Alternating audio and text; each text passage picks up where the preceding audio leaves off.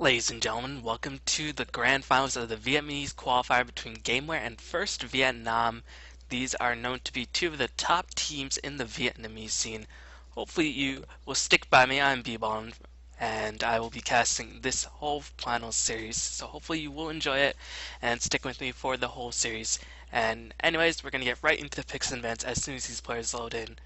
Now, I have not had the pleasure of casting these teams in the past, so I'm not really too sure what their playstyles are. All I know is that on the side of Gameware, I think they do have a girl in their team picture, so I guess they have a girl Dota player playing with their team, so very, very nicely done. It's nice to see some progression in terms of these teams branching out. You know, the 1st-Vietnam, these are known to be actually the best team in Vietnam at the moment in Dota 2. So hopefully we can see on a good performance. Now, I know a little bit about Vietnamese Dota 1, but not so much about Vietnamese Dota 2. But I've got to anticipate standard bans as well as standard picks, so with the Gameware All-Stars having the second pick, look for them to ban out heroes like Barretter, and maybe the second ban will be a bit more Eastern geared, whether it be something like a I don't know, something like a Shadow Demon or something like a Wisp, even if they take some Western influence as well. So I guess we're going to find out very, very shortly as the bans have not yet come through. Looks like 1st-Vietnam going to actually ban out the Lifestealer, so I guess they really respect the power of the Lifestealer in a tri-lane. And he's a very, very annoying character to deal with. And meanwhile, Gameware going to ban out the Wisp and look for them to immediately respond by banning the Barretter once the ban phase does tick in. Now, I'm not too sure how popular Treant is in currently the Eastern scene, but I'm sure if one of these teams has practiced Treant, look for Treant to be picked up since he has just been turning off the charts recently and has just been a complete nuisance in every single game he's participated in. But 1st-Vietnam, I'm going to take some of their time. Right now, I mean, these are standard picks and bans, really nothing too out of the ordinary thus far. So we're going to have to see if these teams decide to shake it up or if they're going to try to play the opening game a bit more stably as 1st-Vietnam, rather than dealing with the tree, just going to get rid of it entirely and look for Gameware to immediately start banning out a hero like the Batrider, and that is indeed going to be the ban here.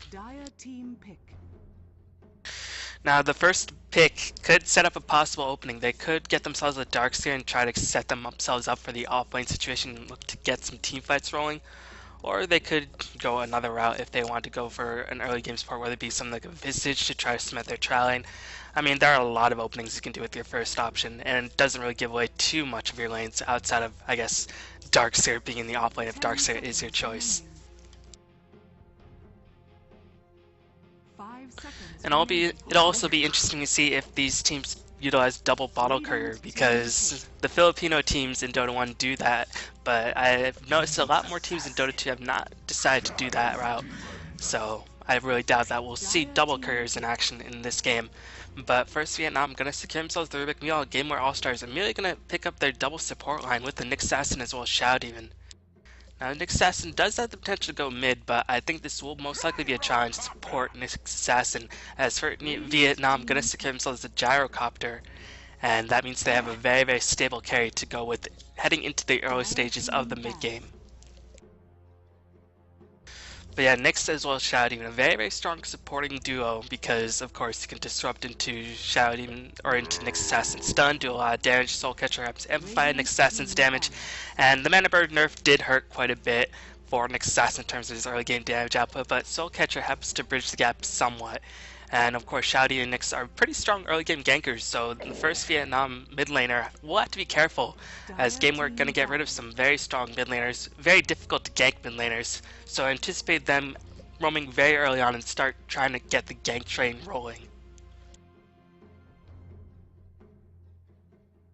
You know, 1st-Vietnam banning out the Nature's Prophet, recognizing the Gameware currently do not have an alt-laner, and I mean, Nature's Prophet in general is just very annoying for a lot of teams to deal with. His split-pushing prowess is practically unrivaled, and his ability to be anywhere on the map at any given moment is just going to be a pain in the butt for whoever lets him through if they don't have a room for that hero in their lineup.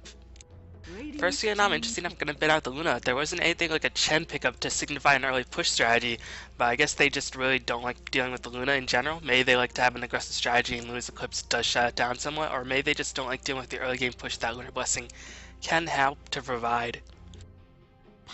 Whatever the case, Luna was banned out as Gamer All-Star is going to secure their mid-soul in the form of Puck the Fairy Dragon.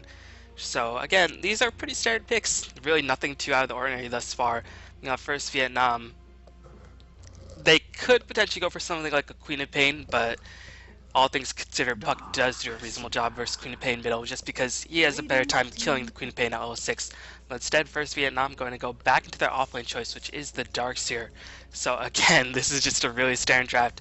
Now we'll see if 1st-Vietnam tries to fortify the teamfight line, because the Darkseer and Gyrocopter is quite scary, but Darkseer's teamfight potential is amplified significantly if you pair him up with a hero like Jakiro and just vacuum into Ice Path and hold people in place, so Gyrocopter can just rain havoc down upon the enemy team.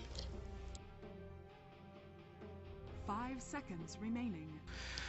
Meanwhile, Gameware All-Star is taking a bit of their time. They have their mid laner, they have their dual supports in a tri-lane. Now this tri-lane could potentially go aggressive, but it could also go defensive. Really, their picks do not give away anything. I'm going to be more inclined to believe that this will be a defensive challenge, since I've got to imagine they want to gank the mid laner quite a bit, since they did pick up an early game Shadow Demon.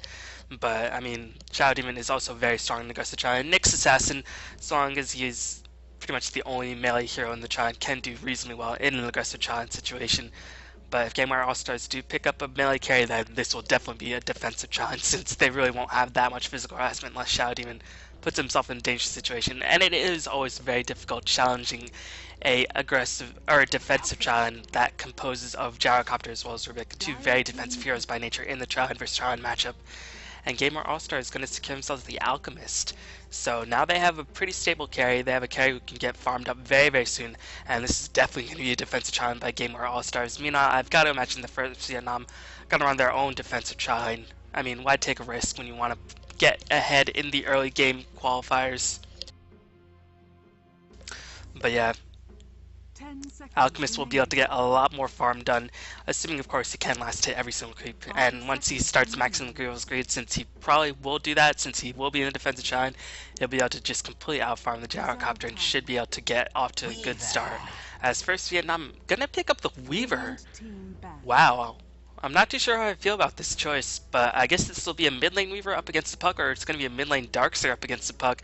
Either way, I think Puck should be able to do a reasonable job. May not as good a time up against the likes of Weaver than he would be against Darkseer, since Weaver can harass the Puck back with Shukuchi, and it's very difficult to phase shift dodge that, but you can phase shift dodge some of the Gemini attacks.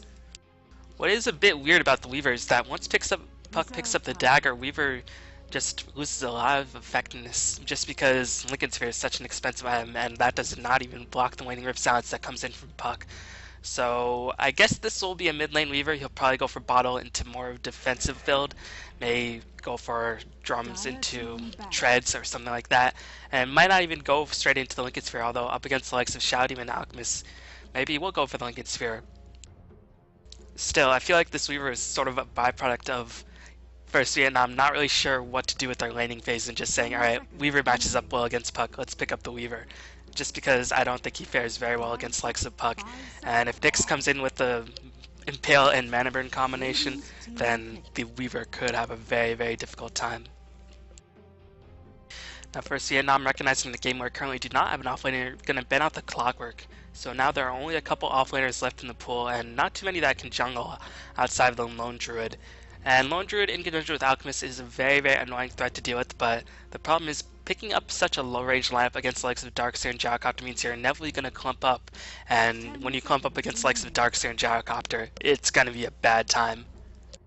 So I'm not too sure what Gamer All-Stars are going to do with their last pick. Are they going to just sacrifice their offlane entirely? Maybe get something like a Juggernaut, just say, alright, go to the offlane, we'll just let you do whatever you want, try to pick up experience when you can. Or will they go for something a bit more risky and just try to take whatever experience they can possibly get? Either way, it's not going to be a good situation for Gameware's offlaner, since it seems like they do not really have an offlaner in mind when they're going about this draft, and offlaners usually are picked up in pretty high priority just because it's so easy to ban out a lot of the stronger offlaners in the pool. You know, 1st-Vietnam, I think the Weaver will likely go mid, Darkseer will probably be in the offlane, so 1st-Vietnam, all they lack is a support. So I'm not too sure what they're going to go for. As Gameware All-Stars, ooh, this pick means they're going to go right back into aggressive challenge scenario. I completely forgot about this choice. But now it's going to be a Nyx Assassin solo lane with a Triline being fortified by Alchemist, Visage, and Shadow Demon. And that Triline is pretty annoying to deal with. I mean, it has a lot of range, it has a lot of burst damage potential, it has a very tanky carry that can go in. But usually Alchemist thrives in defensive Triline situations just because he likes to get that max Greevil's Greed and get his farm going ASAP. Now Alchemist can function reasonably well in aggressive Triline since his stun, of course, does do a lot of damage, locks people in place for quite a bit, and of course is an AoE. Still, I mean, I don't know if it's the best situation for Alchemist, and the problem with initiating into 1st-Vietnam's Triline is that it has so many defense measures. They have telekinesis to throw people back, they have Rocket Rush to dissuade people from diving past the creep wave.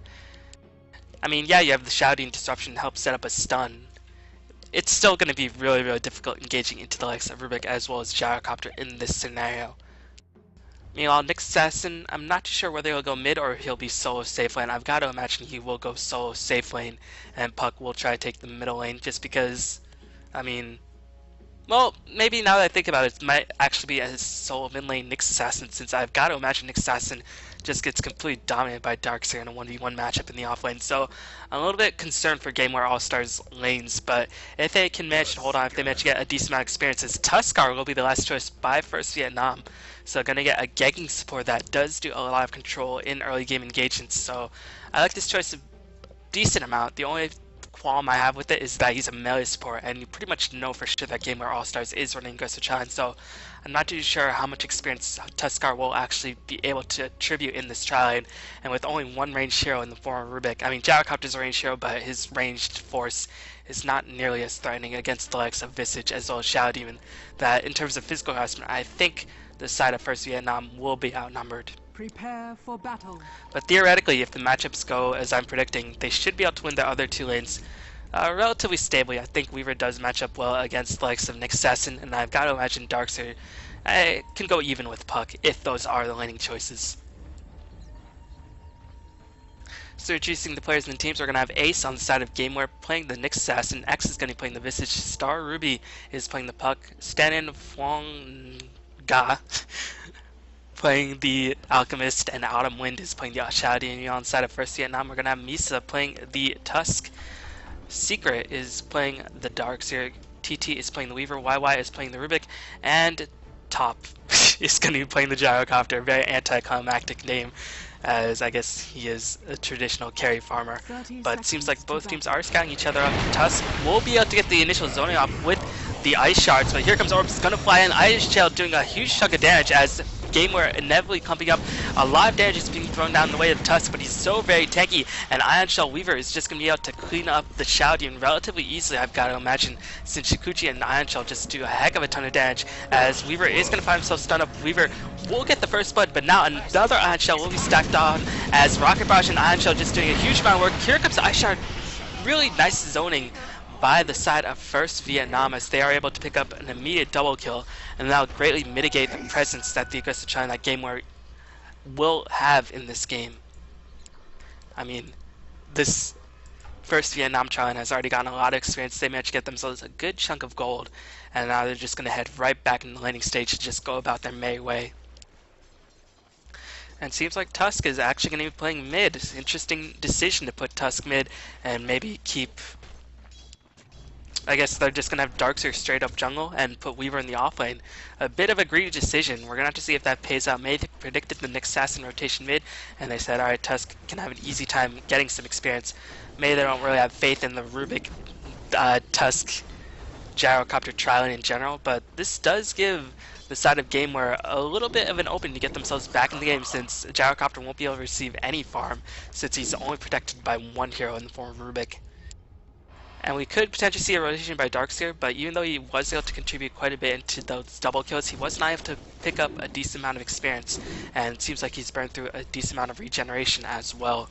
So it's going to be difficult to say how big of an impact this Gyrocopter will have in the early stages of the game, just because I've got to imagine his farm is going to be severely hampered. You know, Puck versus Weaver, I gotta think that this matchup slightly does favor Weaver, just because he can spam Shikuchi a bit more ably and has a lot of mobility to dodge the Illusory Orbs attacks. And of course, you can phase shift dodge the Weaver attacks, but in the early levels, phase shift won't be long enough duration to dodge the Gemini attack, which is going to be the really annoying factor for Puck.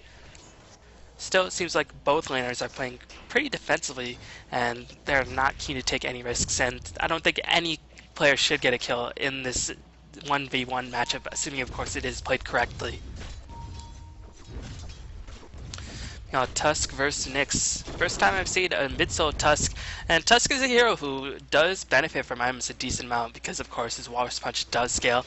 The problem with Tusk in general is that his first two abilities have long cooldowns, so he's really a one and done hero. If he can't get off his damage in a team fight, his presence on the map just becomes severely limited. I mean, Snowball has such a long cooldown. Walrus Punch, I mean, does have a reasonably sized cooldown, but still in a team fight scenario, 18 seconds at level 16 is just not going to be good enough. Meanwhile, the Impale is going to be lifted by Ace. He's going to come in with a mana burn. He did manage to secure himself a regeneration ring, and that should give him a decent advantage in this lane. Keep in mind, Nyx Assassin in general does have a higher base regeneration than most heroes. I think he has around 3 base HP regen per second, which is pretty ridiculous when you think about it, because that allows him to single-handedly get himself into mid-lane contention. And against the likes of an underfarmed Gyrocopter and an underfarmed Rubik, this Nyx Assassin could certainly wreak havoc. And also against the likes of Weaver, if one more stun does come through, then this Nyx Assassin can certainly do a lot of work. His disruption will be dropped in the Gyrocopter, but it seems like there isn't a sufficient amount of follow-up initiation to go through to try to re-engage upon that Gyrocopter, so both teams gonna actually back off. And now Gyrocopter just continued to farm. He has been able to get a sizable amount of farm, a little bit more unexpected than I would have previously anticipated, but now it seems like the side of Gameware has placed off an Absorb, blocking off any pull attempts, and I've got to imagine at this point Gyrocopter will be zoned out very effectively. It's actually a bit odd that these supports are not just cutting around the creep paths and just trying to do as much physical as possible. I mean, there is always the threat of being picked up and rocketed into oblivion without the creep play support as support, but I mean, you've got to really shut down this Gyrocopter with an aggressive shine, otherwise you're really not getting nearly as much accomplished. Alchemist going with the standard aggressive Tron build. Usually you get a couple points of unstable concoction, 1 poison acid spray to help amplify your DPS, and maybe you get 1 or 2 points in agreeable screen depending on what you need. But if this Alchemist goes back into acid spray instead of getting any points of agreeable screen, you can hardly blame him, since Alchemist will inevitably get his farm no matter what. Assuming, of course, he does not just get killed off mercilessly over and over again. Darkseer continuing to jungle up, has now been able to hit level 5, so he has been able to get a relatively fast headdress up. And interesting enough, he's not going to pick up a soul ring. Instead, is he getting a bottle delivered to him? Yeah, I think that is a bottle for the Darkseer. I was wondering how he was keeping his mana sustain, but I guess the bottle is going to be the best route. And keep in mind, since he is jungling, the courier won't have nearly as long a path to travel back to deliver the bottle. Nyx Assassin just scouting out the runes. Unfortunately for the rating, they couldn't see for sure if the rune was taken. I guess Tusk, since he didn't have the bottle and Nyx Assassin just figured, okay, Tusk didn't get the rune, and I'm going to be lucky enough to secure it myself. Unfortunately for Nyx, that was not the case, but now Ace going to take a bit of rest and going to drop an Impale right onto the stubbly beard of the Tusk, and he should be okay. And it seems like the trialing of the Gameware side looking to make an advance, but again, this is exactly what you should do against likes of Visage, just play super defensively, and they have the heroes who can play that, because if you engage too desperately against likes of Gyrocopter, you'll just take way too much damage. So after that initial kerfuffle in the jungle, as Alchemist is going to get himself lifted up, the disruption will help to preserve the Alchemist's life for now, but the Illusion's actually going to block off Alchemist for a little bit. Here comes rotation by the Darkseer, but the stun will be dropped by the Alchemist, and I don't know if there's actually enough damage to bring down this really tanky Alchemist. The Vacuum just simply not doing enough, only going to catch the Visage, and only going to do about, I guess, 50 damage or so after everything is said and done. And Darkseer, in the end, he did waste a bit of time jungling, and he did waste a teleport gold, but here comes an engagement back onto Autumn Wind, the Shouty, and Alchemist is going to charge up his stun, but Darkseer is back in the thick of things. Autumn Wind is going to be in danger of getting picked off, as Darkseer most certainly will dive. He's already dedicated himself. Will he give up his life in forfeit? Visage does have enough mana to use his soul assumption. No, he does not, and that means Darkseer will be able to escape. Nice engagement being wrought by the Darkseer. Initially, I thought that engagement wouldn't go nearly as well for the Darkseer since he didn't have an opening, but it seems like the side of Gameware want to re-engage with the Shadow Demon Disruption, and Visage just simply didn't have enough mana to use Soul Assumption. Here, engaging onto the Puck. Puck has already used his Orb, a really unfortunate situation for the Puck to be in, and he most certainly dies. Snowball is going to come through, and Tusk going to clean up the kill with one mighty thwack of his Fist of Fury.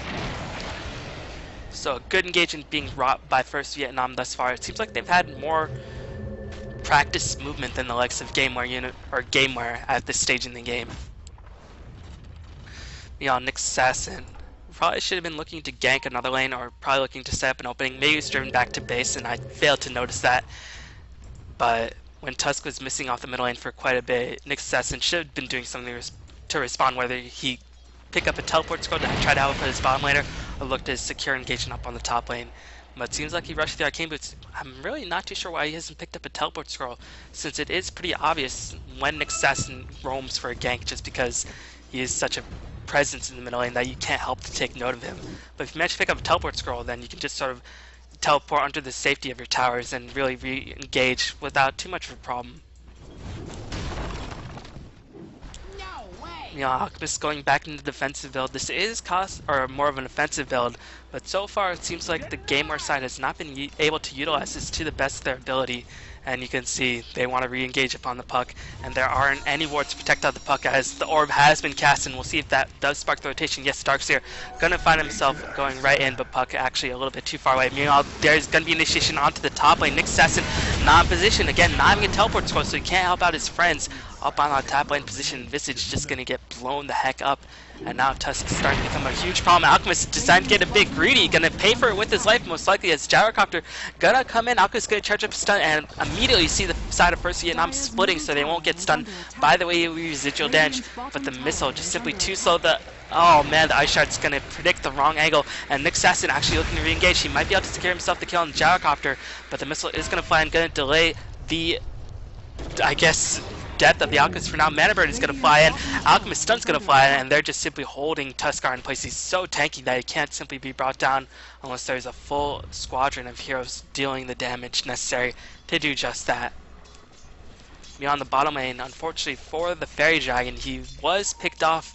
I guess he used the orb a little bit unwisely, and without that, his escape mechanism was just cut off very easily by the Darkseer and the Weaver. Such a mobile, annoying combination. Of course, you can just Iron Shell Shikuchi and just do a heck of amount of damage towards the likes of Puck, even though he is a mobile hero, since Puck does have very, very low HP. And finally, Nick Assassin has secured himself a teleport scroll, but at this stage it's already a 6-0 advantage, and this aggressive Tron has failed miserably. I'm a bit surprised they haven't actually switched to a defensive Tron and just sort of said, alright Puck, you're level 6, just go and gank. We don't even need you to farm that much in the offlane. But maybe Gameware feel a bit stubborn. Maybe they sense, okay, since Alchemist went for an aggressive build, putting him in a defensive tri-lane scenario, or putting him back in the safe lane, would not be the best usage of his current skill build. But I think Gameware have got to realize when they have lost the lane, and they have clearly lost the top lane, as Ice Shard's just going to barely lift this. Tusk doing a nice job zoning everybody out, and this Nyx has really not been able to get any ganks going. He needs to do just that, but this ward on the Dire side will spot the Nyx Assassin pick up a Dying Danger, but Nyx Assassin actually going to go right back to the main, and that's some of the flaws of Nyx Assassin. He doesn't have a high base mana pool, so it isn't very easy for him to actually push out the creep wave, and that means he will have to try to defend his tower at all times, but at this point his tower is still at relatively healthy HP. And now Nyx Assassin looking to engage upon Weaver. Is this the wisest option, as Puck is sort of taking a bit of damage, and Nerubian Assassin, or Nerubian Weaver actually going to be able to escape, sensing the danger, and the teleport scroll will be picked up by the Nyx Assassin. Seems like that gank was a bit of a fail. Very, very unfortunate for the likes of Gameware, who really need that gank to go successfully to try to give themselves some opening, especially since Alchemist did not go the farm heavy build. Checking out the levels, you can see the Radiant Tri-Lane is just severely underleveled in comparison to the likes of the Dire Tri-Lane. I mean, the Dire Tri-Lane isn't high level themselves, it's just everybody else on the map has significant level advantage, and this Tusk has been able to put in so much work. Already's picked up the phase, gonna go back into the drums. And with that, he'll have a lot of mobility. He has the bottle, so he can constantly keep his mana up, as Tusk's mana, I mean, he doesn't really use that much mana outside of spamming those Ice Shards, because Snowball does have such a high cooldown that he can't really spam it unless you go for a kill. So Tusk, he pretty much has all the mana he can possibly want once he picks up the drums. Darkseer getting very close to the mechanism actually will have it, and choosing to teleport himself all the way back to base rather than trying to refill it with the bottle. Just going to go back to base, secure himself the mechanism, and we're going to have to see if 1st-Vietnam try to look for this opportunity to take a fight, since now they have a nice bit of extra survivability in the form of mechanism, whereas Gameware really lacking that extra bit of insurance.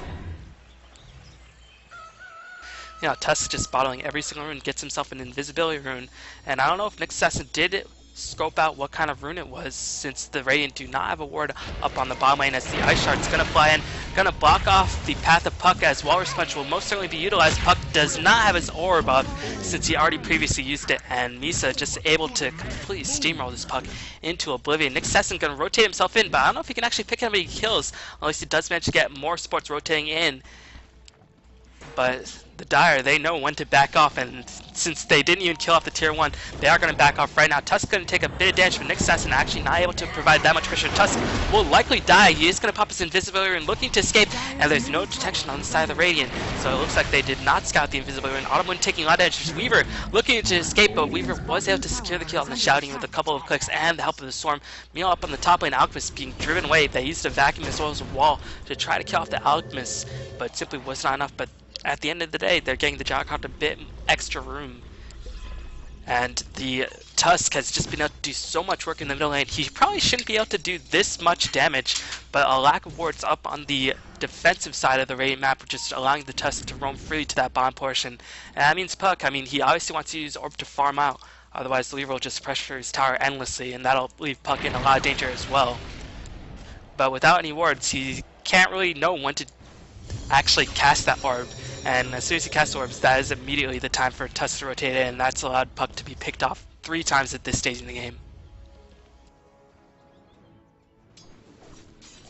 Gyrocopter has not had the best time farming up, but has been able to survive, which is definitely admirable in a dual lane scenario up against the likes of a Trine, especially a Trine composing Visage, as Tusk gonna get engaged upon in the middle lane. There was no ward on the middle lane for the Dire protecting the Tusk, as the Nick Assassin was able to roam in a very needed kill, as Tusk was starting to become a huge problem, and now they've eliminated Tusk from the next 35 seconds onwards. So a very, very nice gank being concocted by the likes of Gameware, and also going to get themselves a nice bit of gold, since Tusk, I have got to imagine, did have a bounty on his head.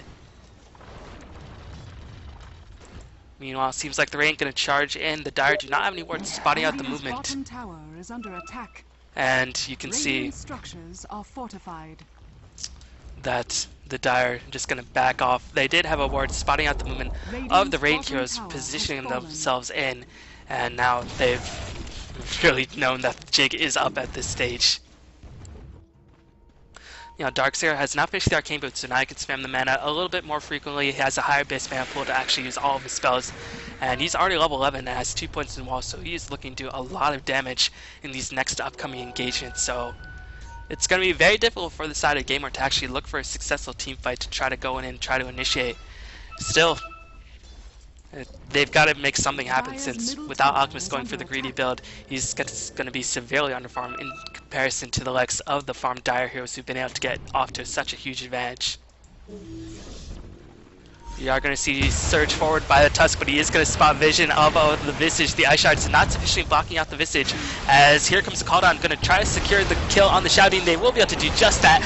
Going to melt down the Alchemist as well as the Visage in the end. A ridiculously successful team fight being concocted by the help of Tuskar, Gyrocopter, and the Darkseer was able to clean up the kill, and this should allow the likes of 1st-Vietnam to secure themselves the top tier 1 tower pretty much for free. And Puck, I don't know what he's going to go for. I guess he has to sort of go for that straight up dagger, since I don't know how much Treads would help him in this case, and they need something to get themselves back in game, as we are going to see engaging, but this Puck just simply doesn't have enough damage. I don't know why he bothered to engage by himself, as Telekinesis will be dropped onto Rubik. Defensive Disruption will allow Ruby to preserve her life for now, or preserve his life for now, as Nick Assassin going to rotate himself right back in, going to look to pick off the Gyrocopter. The Orb was able to help secure the kill, as Visage actually picked up the last hit with his familiar. Tusk just going ham on the likes of Nick Assassin, He will be driven away, but Darkseer going to get right back in the thick of things. He's going to drop down and shell. Soul Assumption doing so much damage, but it simply is not enough. This Darkseer is so tanky. And 1st-Vietnam Misa going to re-engage the Magic Wand, going to allow him a bit more survivability. Going to use the Snowball to dodge the next tower attack. Almost very nicely done, but the Familiar is just chasing him down endlessly and was able to help secure the kill in the end. So a really chaotic engagement, but in the end, the Dire managed to take that 3-2, and they also kept on the puck a little bit harder. You know, Alchemist has now picked up 1 point in the Grievous Greed and has that level into S spray, so he can potentially jungle pretty solidly by himself since he does have those points in Acid Spray. Meanwhile, his counterpart, the Weaver, is almost facing the Lincoln Sphere, and with that, Weaver is just going to be next to impossible to bring down. There aren't that many single target disables. There's stun and there's an assassin. Well, there's a decent number of single target disables on the Radiant, but that Weaver can just spam Shikuchi so endlessly, and we'll just have a lot of survivability that's going to be next to impossible for Gameware to actually kill off this Weaver unless they manage to get a really solid initiation with an assassin, or unless Puck picks up a dagger relatively soon.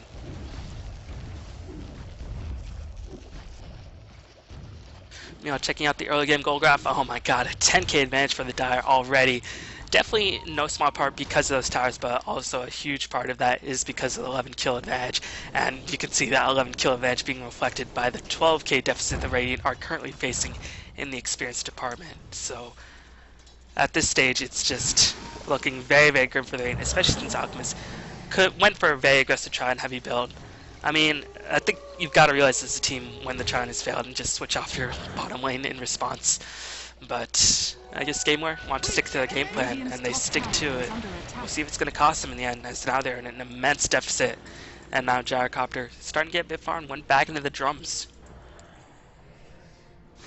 And Tusk going to secure himself the gem, going to spot out any wards, and also will be able to spot out the next assassin roaming through, which I think is going to be the likely option, since, I mean, I've just not been able to get enough gold to sufficiently get enough vision on the map, and Tusk has just been roaming in incessantly. I think this ward did scope out the Tusk's movement to a sufficient degree, so Tusk will be spotted out for now. But it will force away the side of the rain, so even though Tusk's movements are being monitored, in the end, his end goal is still being accomplished by just driving the fear into the enemy's heart that, okay, I'm gonna gank, what are you gonna do about it? You know, Darkseer going to pick up a straight-up ultimate orb as Nick Sesson looking to gauge upon the Darkseer, one of the least likely targets to actually get killed off since he's so damn tanky. He has the ultimate orb online as he's going to rush that Hex, it seems like. Otherwise, he could potentially go for the Lincoln Sphere. But I gotta think Hex is more likely choice since, I mean, he's already tanky enough that can survive a lot of the damage without needing Lincoln Sphere. You know, Puck looking to zone out the Dire with the use of repeated illusory orb spams, but the Dire not going to be stopped for now. I mean, I guess they are going to be stopped, but in exchange they're getting free farm on the Weaver, and they're trading for an Alchemist who did not have any points in Grievous Greed. He's going to pick up a Shadow Blade relatively soon, but Alchemist is a hero at this stage. It's been shut down so hard, you can see not anywhere close to picking up level, and an Alchemist at this stage in the game, even though he does have that extra boost of HP, is going to be quite squishy just because he doesn't have enough levels to get that level 2 Chemical Rage unlocked as the Dire are going to smoke up. They're looking to spot out one of the Radiant heroes. Will they initiate? The Storm will spot out the movements as Nick Sesson going to be in a launch. The Gem, of course, will spot Nick Sesson even through Vendetta Polar Punch. Going to be engaged upon on the Nyx as Black Hand going to fly, and Darkseer will help to secure the kill as Gyrocopter actually managed to get that last hit. Puck going to get the sounds off onto the Weaver. The Sun going to hold Tusk as well as the Weaver in place. Or sorry, that was the Rubik. The Rubik is actually going to be the first one on the Dire to die, but he does manage to steal Orb. He's going to preserve his life for now, as the Darkseer was able to secure the tower in the end. Darkseer completely out of mana. Now Alchemist going to charge up another stun once again. They're going to throw down a lot of damage to the Darkseer, but he's so tanky. Puck going to get re-engaged upon, looking to get escape, but just simply not able to do so. You know, Weaver just doing so much damage, still have full HP as well as full mana, and he is just going in on the raid. The Snowball will go to re-engage. Looks like they're trying to isolate, but the stun is actually going to get both targets. Tusk will get picked off, and Alchemist probably immediately grabs the gem. Really nice presence of mind by the Alchemist to pick up that gem ASAP, but at this point the Raid have got to back off. They lost that engagement 3-1. They lost the tier 1 tower, but they have an opening to get themselves back in the game since they did get the gem, and that was a lot of Tusk's gold pool being removed from the equation. So even though the Raid still lost that engagement technically, I mean, that was a small step to getting themselves right back into the game, and still they are immensely behind. As Alchemist is going to give away the gem to his supports. Will they even leave the gem in the fountain? Maybe not trusting the supports to hold on to the gem. I'm not too sure. But now Rain can look to establish some sense of map control back on the map, and we're going to have to see if they are able to do just that.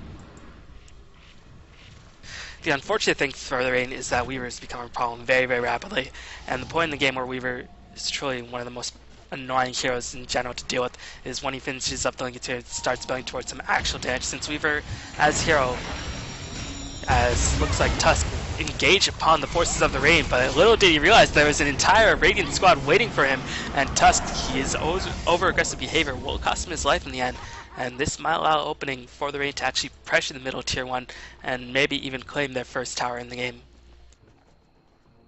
But yeah, back to the Weaver. The point in the game where Weaver truly becomes incredibly annoying and just becomes a huge threat is in the early stages of the game where he just simply can't be caught, and also into the early portions of the late game where he has survivability and now he can start building towards some damage, and that means his physical attacks will hurt quite a bit since the gem attack does amplify his physical attacks by a second, or by, I guess, double the DPS. Double damage! And Weaver gonna work his way up, likely gonna go for a Demon Edge, probably gonna go for MKV since that is preferred choice of Weaver. But I don't know, against like Gameware's lineup, I think it would be pretty smart for the Weaver to actually secure himself a Desolator, just to try to push down the towers. And Desolator will allow you to do just that, since it does apply the minus armor towards the buildings.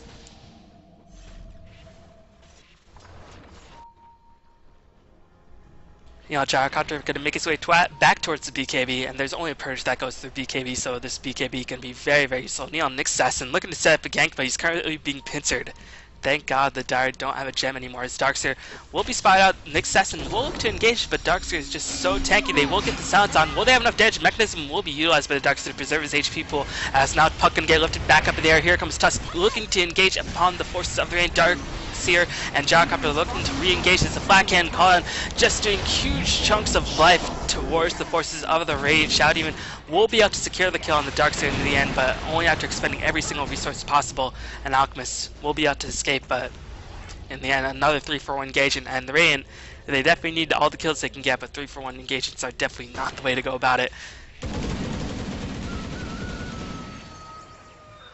You know, the Weaver just continue to farm up, and we'll see if Dire actually try to make their way towards getting a tower or maybe picking out the Roshan, since I mean, they have such a huge advantage at this stage, and yeah, they are lacking the BKB on the Gyrocopter. Yes, the heroes can get stronger, but I mean, why go to the late game when you have such an advantage in the early game that you really never want to give a good team an opening to get themselves right back into the thick of things. But you can see the gold graph just reflecting a huge disparity in favor of the Dire, the experience graph reflecting a similar disparity, and this is just looking very, very grim for our friends on the Radiant. Yeah, seems like the Dire were able to stack Ancients, and Gyrocopter definitely going to benefit from this, as he will be able to finish the BKB, and you can see Tusk just using his Power Punch. At this stage it has a relatively short cooldown, 24 seconds at level 2, 18 seconds level 3, so it can be used quite frequently, and has such a low mana cost that why not use it? Might as well.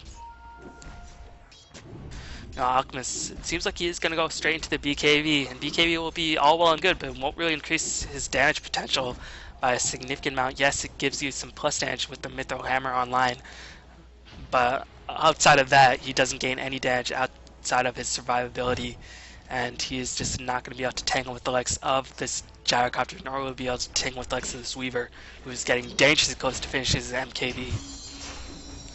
Radiant's top tower is under attack. You know, unfortunately for Darkseer, he did die in the last game, so that is going to significantly slow down his set device progression. I'm a bit curious on why Darkseer actually didn't go for a pipe, since there is a lot of magical damage being pumped out by the likes of Gameware. You know, Dire looking to smoke up, perhaps look to take engagement or try to make their way towards Roshan, not really knowing where the Radiant Lords are, but it seems like they are trying to scout the Radiant, and they did seem to catch a glimpse of some of the Radiant heroes, but the Radiant just moving as a pack. They know they are in a bit of danger, but they did not spot the smoke, and it seems like they have no idea that a giant gang train is coming their way. They scout the Roshan with the familiars, and now they might know that the jig is up, as here comes the engage, and Darkseer looking to engage. Ice Shark's gonna cut off the retreat of the Visage, as Visage is gonna be the first one to die. He does so much damage he fights that he can't simply be lost. Nick Sesson actually able to kill off the Rubik. Meanwhile, Shadow Demon was killed off by the forces of the Dire. Gyrocopter was able to secure the kill, and Visage's Vacuum Wall just doing a huge chunk of damage.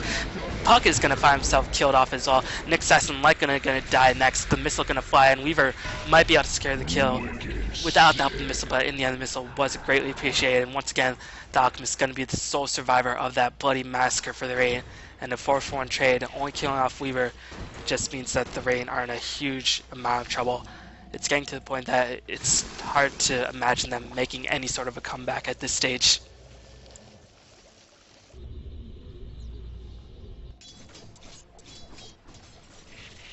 And Weaver gonna finish his MKB. I'm a bit curious to...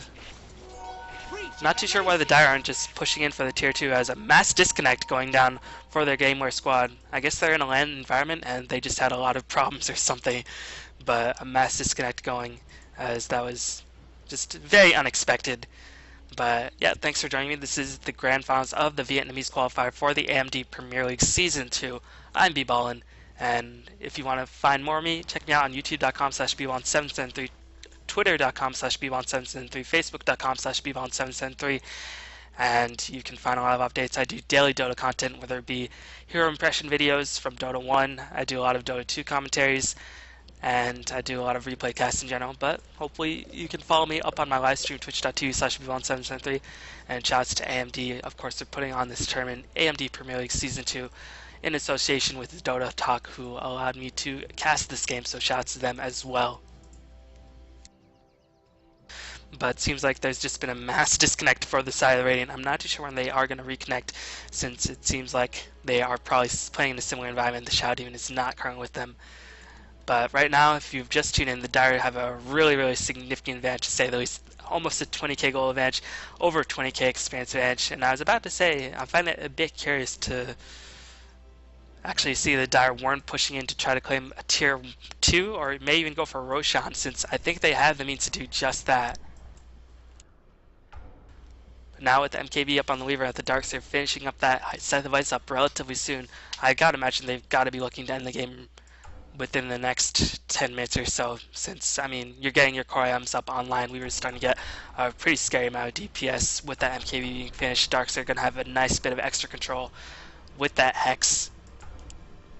And Gyrocopter, yes, his damage is, not that impressive at this stage, but he doesn't really need to do damage when Weaver and Tusk and Darkseer are able just to control the team fight so easily that Darkseer or that Gyrocopter can just zone people out the flag hand and just keep people in place with the Call Down, as well as the Rocket Barrage. Alchemist seems like he is making his way towards that BKB. It is going to be heavily delayed, since that BKB, I mean, he just does not have much room to farm, and since he was in an aggressive Trine state, he decided to go for a very aggressive build. Unfortunately for him, the aggressive Trine just did not work out whatsoever. They were able to deny the Gyrocopter farm, but that's pretty much it, as Puck is going to reconnect, so I think the side of Gameware will look to get themselves back in the game relatively soon. Or at least that's what I've got to imagine. Maybe there's a power outage, I'm not too sure.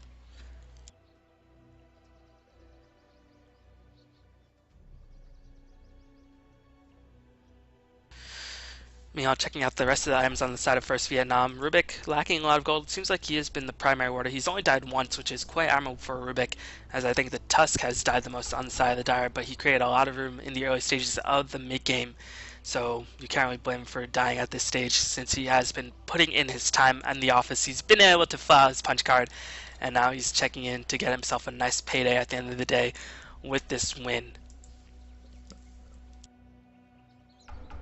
The Radiant supports, well, to say they're struggling would be an understatement. The Visage only has a Bracer, not anywhere close to picking up a mechanism. The Puck still ages away from finishing a dagger at this rate. I mean, the Puck has just not been able to good time, and I think a large portion of that could be contributed to the lack of Radiant wards on the bottom lane, since Puck did use the orb to clear out creeps, and then Tusk just rotated in, rolled in with the snowball, and there was honestly nothing the Puck could do after the orb was expended.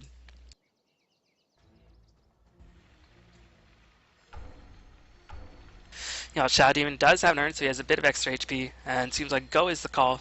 Are they going to actually resume without the puck? I guess we're going to find out very shortly.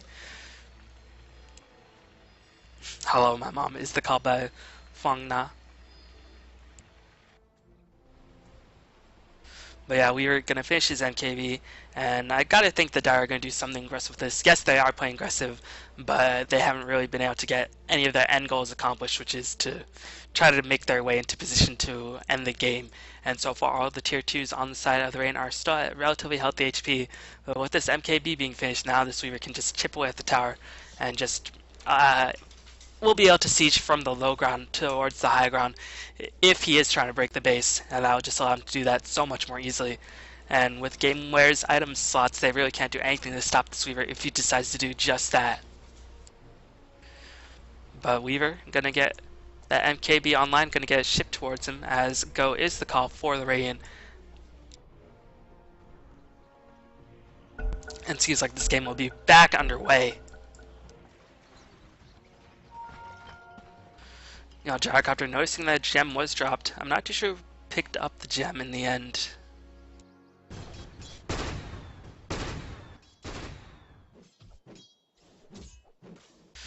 And a bit surprised to see actually the Darkster not using his mana boots, but he does have a lot of mana to play with, as he is going to secure his Mystic Staff, going to go straight into that side device next. And now the Weaver has the MKB on lockdown, Meow Alcus decides the best place to farm, since his jungle is in jeopardy, is just to farm the opposing team's jungle, where it is risky, but no farm is better than, or some farm is better than no farm, which the Alchemist is definitely living up at this stage.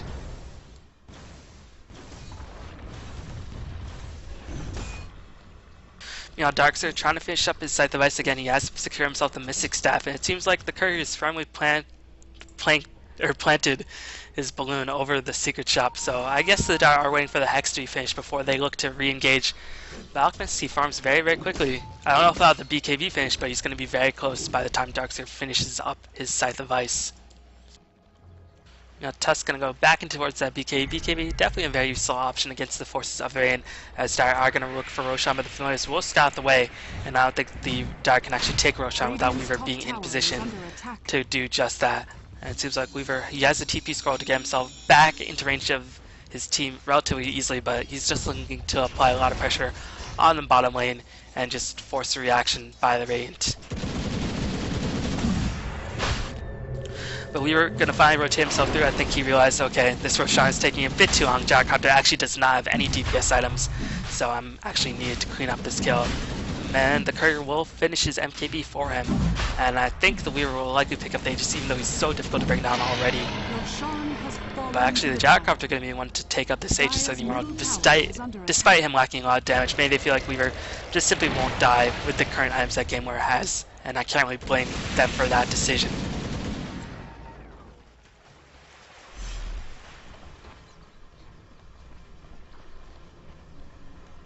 Meanwhile, Darkseer has now finished his side device, so now they have another way to lock down people. Alquist has finished his BKB, but he's the only magically immune hero on the side of Raiden.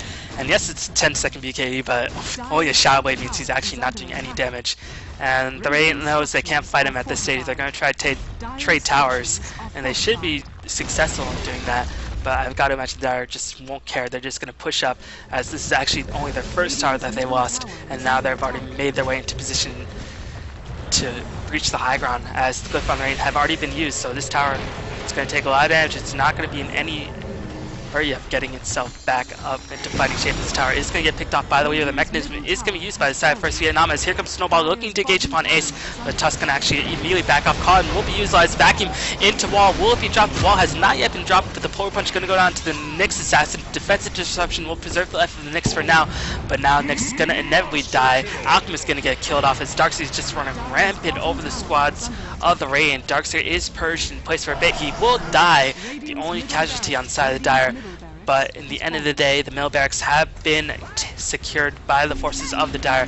They just was not suspended by the Gyrocopter, as Puck gonna be able to escape, gonna orb out to safety, and 1st-Vietnam just will be able to clean up these middle barracks with relativities and then back off. And that is just gonna mean that the Dire are in a huge advantage, as Visage is gonna be in great danger. Weaver actually in a lot of trouble, might get picked off, but Puck just took way too much damage, and Tusk gonna re-engage, looking to perhaps kill off the shouting. I don't know if he has enough damage. Maybe with one more polar punch he will be able to secure the kill, and actually Walrus Punch gonna tick in, but the soul subject injected the soul catch away, and the tower damage will be enough to secure the kill on the Tusk.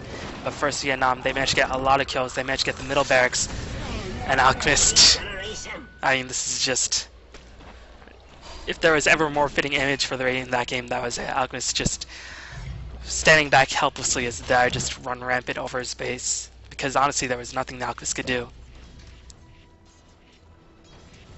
You know, Weaver gonna pick up the Eagle Song, so he's gonna work his way towards a Butterfly, and with that extra bit of evasion, I mean, if he is difficult to bring down, he's gonna be even more difficult to bring down now, and that damage, of course, or that Butterfly will increase his attack speed, as well as increase his armor value, which is definitely needed against the likes of Alchemist, who does reduce armor with the acid spray.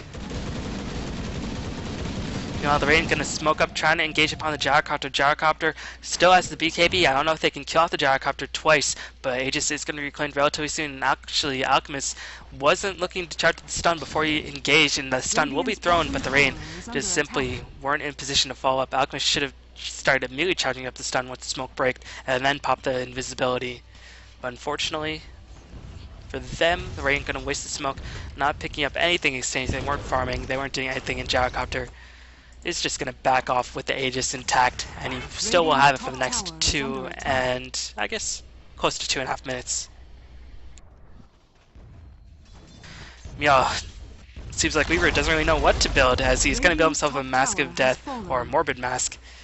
Maybe making his way towards the Dominator to try to finish the late game Satanic. Maybe just wants the extra bit of damage, since he is sort of brought low in team fights, and without the Darkseid they really don't have much regeneration on the side of the Dire.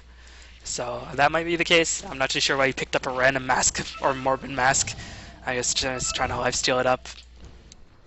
But you can see 1st-Vietnam looking to secure the victory. They still have the Aegis up for the next 1.5 minutes, and with the glyph being down on the Rain, I think the Dire can feasibly penetrate the last, or the bottom barracks on the side of the Raid. The Raid gonna smoke up. I don't know if the Star Ward did manage to spot out the smoke in his seat. It looks like that is actually not the case at this stage, since the Dire are clumping up by a decent amount. And Alchemist looking to charge up stun will be able to initiate. The nice AoE stun will trap to the heroes on the side of 1st-Vietnam. Gyrocopter will immediately die, but he does have Aegis. Puck gonna initiate with the Dreamcoil, bring down the Rubik to so low into his HP, but there's just simply not enough damage. Alchemist will be brought down, and Weaver is just gonna go in. He's gonna go on that cleanup duty, as he is just straight drifting his way to victory, as Weaver is gonna secure himself an ultra kill, and this should be the end for Gameware in Game 1, as they call GG. This is the best of 3 series for the qualifiers for the AMD Premier League Season 2. Of course, brought to you by Dota Talk, and I am B-Ballin. If you like this, guys, check me out on B-Ballin, or check me out on YouTube, B-Ballin773, for a lot of Dota 2 commentaries, as well as some first impression videos on heroes, and I'm looking to do some guides up relatively soon. B-Ballin773 on Twitter, Facebook, follow me on Twitch. But yeah, shoutouts to Dota Talk, and shoutouts to the AMD Premier League for putting on this tournament, as this Game 1 has now officially closed in the books. And Game 2, I've got to imagine, will start relatively soon, as now just some casual Falcon farming. Everybody inside already did disconnect, so this game will end relatively soon. And we got to see if Gameware does have what it takes to get themselves right back in the thick of things. They are a very well respected team in the Vietnamese region. Right now they were not looking strong in that game whatsoever, but we'll see if they can make up some of their flaws in game number 2. But thanks for watching. This has been a presentation of the AMD Premier League Season 2 in association with Dota Talk. I'm V-Ballin. Thanks for watching, everybody, and I'll see you all next time for game 2.